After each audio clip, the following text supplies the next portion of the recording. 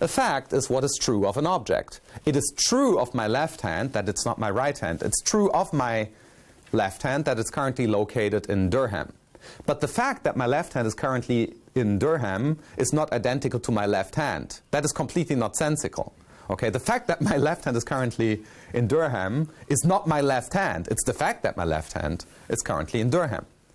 And against this background, Ludwig Wittgenstein, who got a couple of things quite right, said, you know, the world is not the totality of objects, but, okay, now we're moving to the next conception of the world, the totality of facts. That is slightly better than the definition of the world as, you know, furniture house. Why? Because Wittgenstein adds that it is, you know, unimaginable that the world could have a furniture without, where some elements in the furniture are such that nothing is true about them. Here's a kind of an argument for this. Imagine that reality as a whole consisted of objects such that some of those objects are objects we know something about. And some other bits of the world are such that we can't know anything about that part of the world. Why? Because it's populated by objects about which nothing is true. Okay? Well, how would this region look? The region of the world which consists of objects about which nothing can be known because there's nothing true about them. Well, it would be true about them that nothing's true about them. So these regions of the world are incoherent. There is no such region of the world.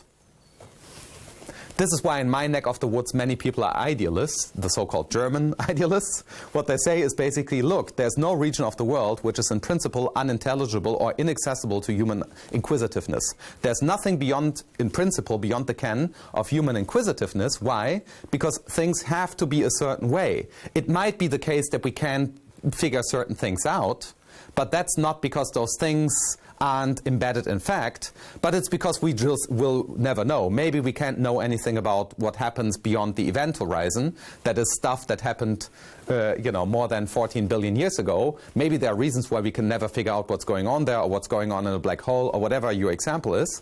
But that doesn't mean that there's nothing going on in there. It just means that we can't know what's going on in there. That view is called idealism.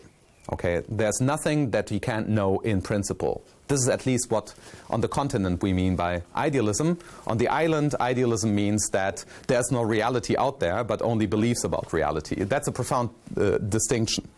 So to translate the German word idealism into English, the right translation would be realism. The German idealists are really German realists, but that's another story. I leave this open for another talk.